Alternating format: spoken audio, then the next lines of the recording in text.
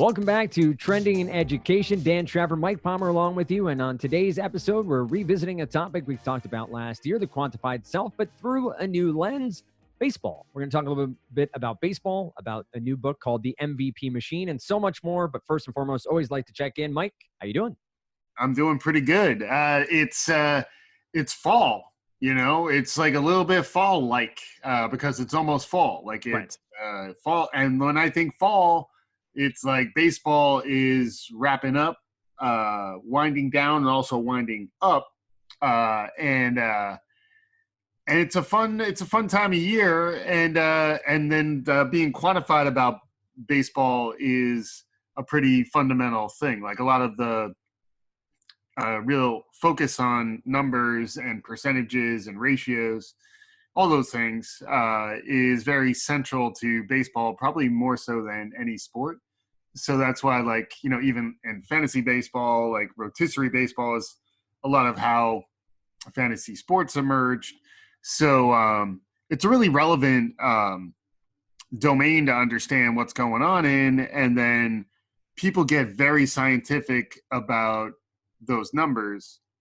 And then what was really interesting about this is that some of those people are actually the players themselves. So, and we want to make sure we credit all the people involved in the different ways we got turned on to this, because this is, the book sounds really interesting. The HBR article was great. And it's a topic hopefully we'll be able to drill in maybe a little more deeply, open invitation to the authors of this book for us to do a follow-up with them, because it does really sound like something I would certainly be interested in going deeper into. And that HBR article is by Michael Schrage. So he has a number of great articles. It looks like he's an MIT fellow who writes for HBR from time to time.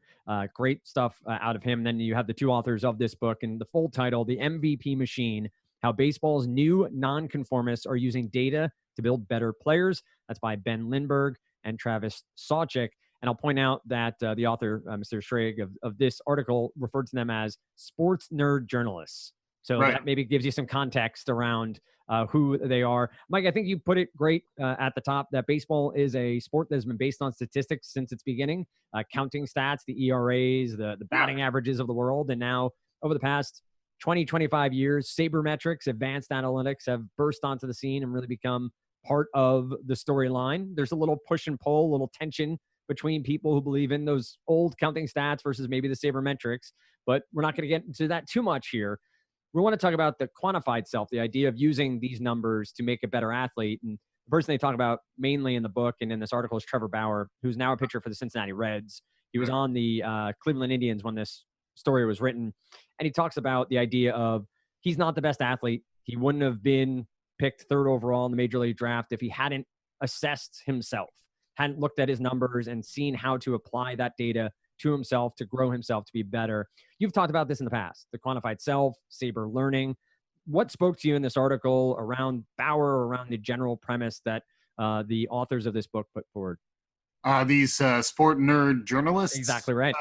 I'll take any those three words in any order, and I'll probably be closely associated to all three categories. But yeah.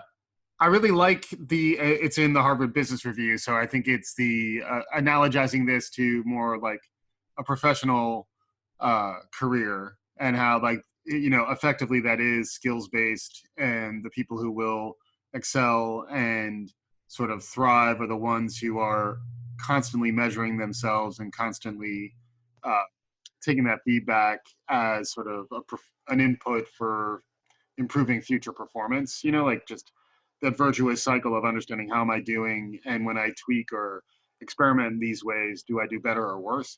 I think that's the thing that really resonated with me, because to me that then becomes growth mindset, performance psychology. If you assume that you can get good metrics that actually capture what you're looking for, once a competitive human who's trying to get better understands some set of numeric outputs, they can train themselves to produce better output. Right. And occasionally you'll have performance dips when you're trying new things and they fail. but it's really interesting, I think, to think of it from that perspective. And then that opens up some questions around, the value of being a nonconformist too, which was the other thing that I thought was also interesting here, is that the idea is some of these organizations are actually trying to assess how much will this employee, this baseball player, like self-regulate and force themselves to continue to get better. Like if you build that into a selection criteria, like, that's where I really appreciated the idea of, rather than Moneyball, which is the old model, which is about acquiring talent in a way that is more quantitatively smart and maybe against the historical eye tests of the scouts and stuff.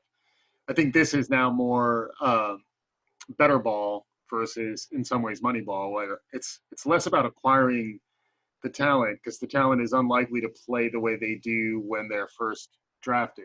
So you're drafting a baseball player, they're 18, 19, 20 years old. You don't really know exactly where they're going to be. They say in like 3 to 5 years, different players mature at different rates. But like one of the things to look for are some of these attributes around, continuing to monitor themselves, continuing to aspire to better performance, and then almost like an experimental orientation to your own ability to perform. So like taking some risks to try like non-conventional methods. The whole nonconformist thing, I think, is the other component to it. But yeah, it definitely excited my imagination. And then it's September, so like we needed a reason to talk about baseball. Absolutely. And this does go into the HBR article is in depth, and we will share it on Twitter and on Facebook and make sure everybody has access to it, and hopefully can talk to LinkedIn as well. LinkedIn. We're very active on the LinkedIn. That is true. You should follow Trending in Education over on LinkedIn. We are active over there as well, as is Mike and myself of late. It talks about 6 different categories, really. It breaks down in the article to bullet points, and we can talk about them individually or as a whole. You already broke down a lot of it, to be honest. It talks about winners are data-driven, that they are going to look at the data and let it drive their decision-making. Gut feelings aren't data. Quality data deserve deference. A personal experience does not. So there's a difference here between maybe some old baseball purists who would say that a manager should not care about matchups, should go with his gut and go with the hot hand or whatever it may be. This is pushing for data. In schooling, in education, and in work, it feels like we're leaning this way as well, right? It's not necessarily, well, I think this works. It's let's prove this works. Let's prove this approach works. Let's make sure our students are learning this way by figuring out the metrics we want to test them on. And let's continue to iterate and be data-driven rather than trying to just guess as what's going to work. Would you agree with that? To some extent. I mean, I think it depends on how dynamic the tests that students are preparing for are, because I think I think we do want to come back and go a little deeper on some of the questions of assessment that I think are really interesting to explore, with the same problem of measurement. Like, how do you decide what to measure? How do you quantify that? And then how do you know that the outputs of those sort of functions and instruments are actually valid? Like that's what the whole field of psychometrics and item response theory. But to me, what's really striking, I think, is that there's almost like a quantitative narrative of who will be the most effective employee if you sort of extend beyond baseball. And the most effective employee is going to be the one who is really like very focused on their own performance, able to kind of hone in on it, and use all different sorts of feedback to continue to refine how they approach their craft. And I just thought that was really interesting narrative, because frequently the narrative of a star is like you're just born that way. Like You're like, and I still think there are transcendent talents. I think in some ways, a critique of this could be that it's like one narrative of success. It's not the only one. Sure. So I think it's important to call attention to it because it's, surprising. But I think there are other avenues where like there are there are people who just are phenomenal talents who don't necessarily feel like they need to grind in the way that a Trevor Bauer had to. And like, it's almost like the function is multivariate. You know, there's multiple variables involved. Like you got Totally. talent on the one hand, and then you got that sort of feedback motor and the ability to kind of like grind. Um, Ideally, you have all of them, but I think there are some people, at least in history, who, you know, even Babe Ruth was not like notorious for his practice. Right. You know, talk about practice. We gotta But talk I about had that. to get that in because also, like, you know, in addition to the authors of these articles, if we could get Allen Iverson on the show, I would love to talk to Allen Iverson about anything really. About AI. Come on. That's what I mean. Like about like it just the material writes itself. Well, here's, as we discussed through this, and we've talked about grit and growth mindset before, and how that works in the classroom or in the maybe the boardroom. It seems this applies very much here as well. Bauer thinking and knowing he has not reached his potential yet, that he can continue to get better and he can continue to work hard to get better. We make the point, which I think is a really important one, that this isn't the only way to be good in Major League Baseball. This Right. isn't the only way to get there. You have the Mike Trouts of the world who, from an early age, people were pointing to saying, this kid's different, this kid's talented. Right. But that doesn't mean he's not working with numbers and trying Right. to get better and Right. exceeding Well, expectations. yeah, I agree. I also think there's a pretty likely scenario that at least in some cases he's not even trying as hard as other kids. Like, you Right. know, like, Right. there are just transcendent talents who have a competitive advantage just by virtue of their natural athleticism, and then they still need to hone, and like it's still a lot of work just to be good. But but I do think there's a risk, I guess, that you wind up over-indexing on grinding. One of the next things I thought was really interesting in this article was the idea around Brian Bannister, who, as a Yankee fan, and I'm a huge baseball fan, I remember from his time with the Yankees, was a mediocre pitcher. And I think he would even say so. It's said in this article and HBR, but he found his lane, if you will, in becoming a pitcher development coach and vice president of pitching development. And Yep. he took an approach, which I thought was just so well written here and so well said. He said, I learned from Ansel Adams. Yeah. And his zone systems, a technique for ensuring optimal film exposure and development. Ansel Adams, of course, one of the most famous photographers in history.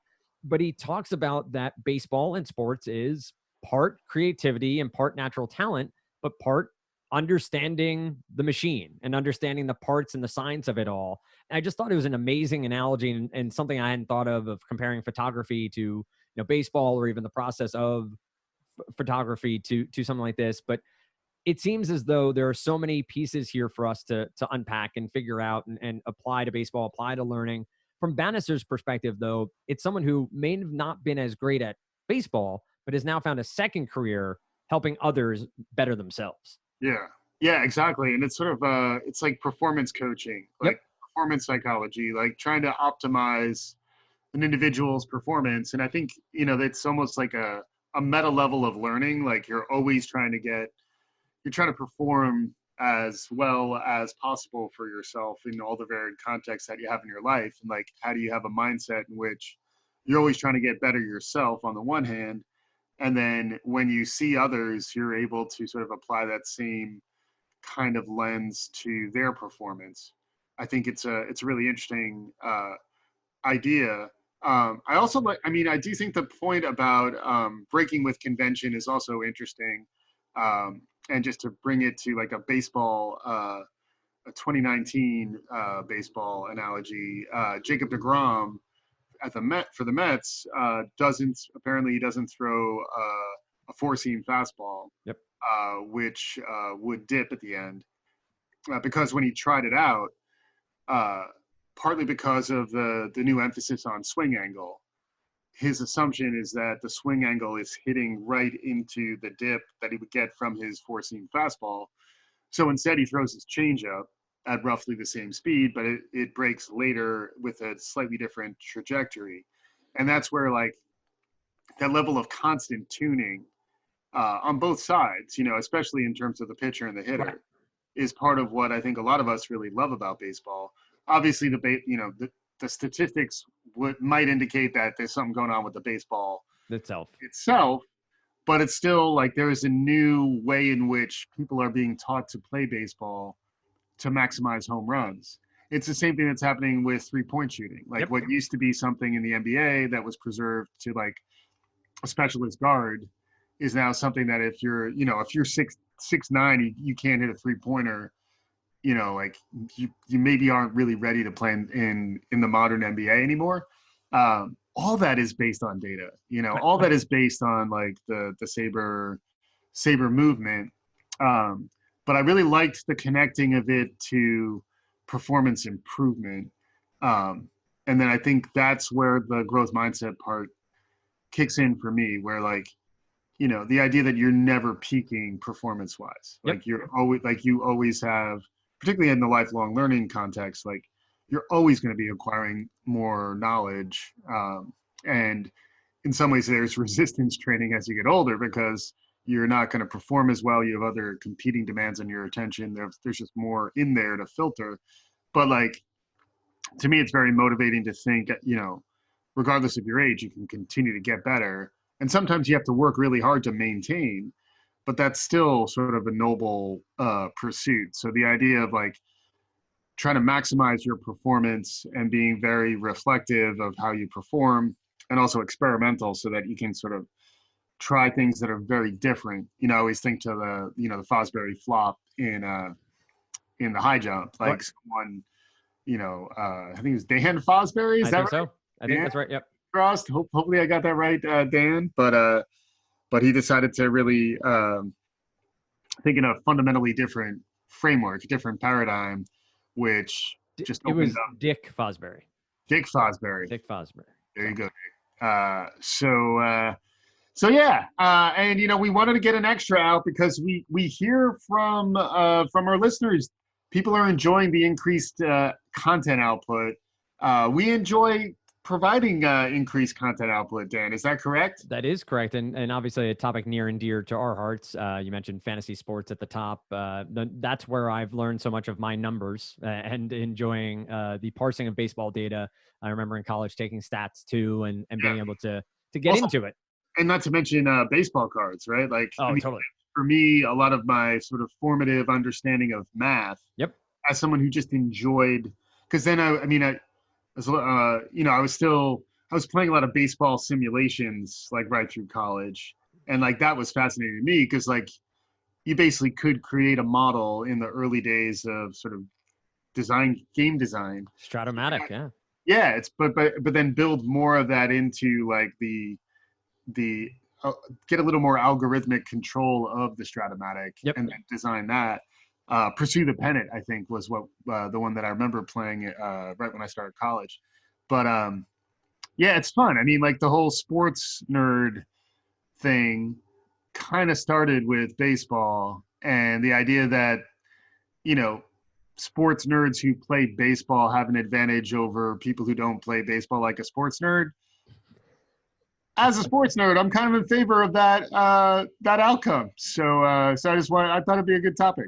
And we have seen technology increasing in baseball across all sports, and we've seen it obviously with Moneyball. You've seen it now permeate to basketball. Mike talking about 3-pointers. You've seen a move with the Cleveland Browns with the tanking is also mathematical. It's not necessarily what people love, but the idea of losing to get number 1 picks to increase the probability that you hit on one is really becoming more and more a part of the game. A great topic, one that I'm sure we'll come back to again in the future, technology-wise, data-wise. We'll track Trevor Bauer's career as he has gotten that big contract, but has struggled this season a bit. His walks are up. And so does he reinvent himself again?